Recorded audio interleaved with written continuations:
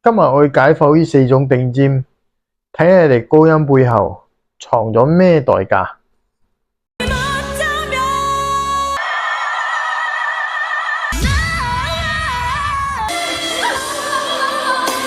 喺 K-pop 體系入邊，Solar 嘅音色偏向標準答案，少咗一啲極致嘅個人辨識度。同華語頂級歌手比，佢嘅情感敘事能力略遜一籌，但係因為係咁標準，所以係媽媽咪嘅隊長，公認嘅全能主唱。佢嘅強渾聲有壓迫感，高音爆發力強，同時弱韻控制又好，係少數可以又撞又飄嘅歌手。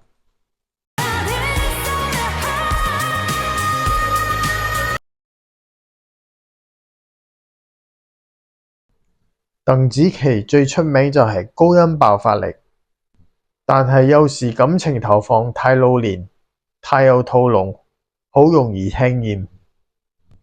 唱平門旋律嘅時候，情感控制冇咁細，被樂評人話唱商有進步空間。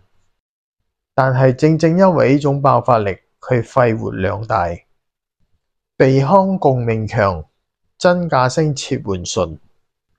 泡沫同存在呢類歌，佢嘅拳型高音就係直接撞過嚟嘅經典。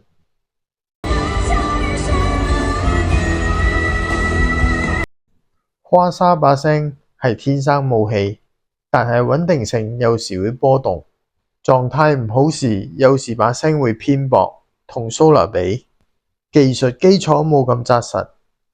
但正正因為佢呢種唔穩定，佢嘅鋒利、切割感、壓縮感反而更突出。唱高音嗰陣，好似一刀劃開你嘅情緒。佢嘅風格係4個入邊最獨特、最難複製嘅。音色流氓嘅天賦已經足夠補足。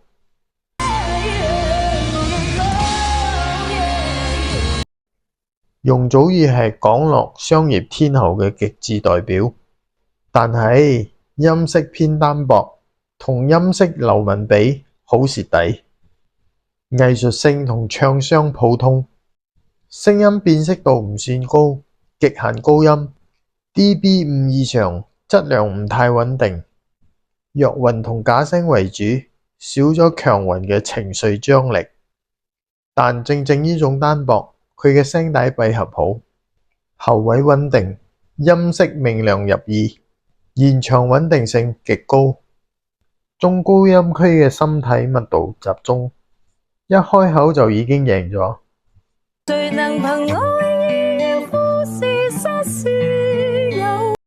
4個歌手，4種形態。Solar 拳風混合，但係少咗極致個性。鄧紫棋拳刀混合，爆發力強，但係太有套路。花莎刀鋒混合，音色流氓，但係穩定性波動。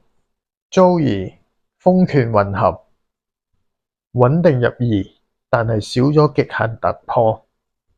好啦，呢條片係做強項同埋弱點，唔知大家鍾意冇啦？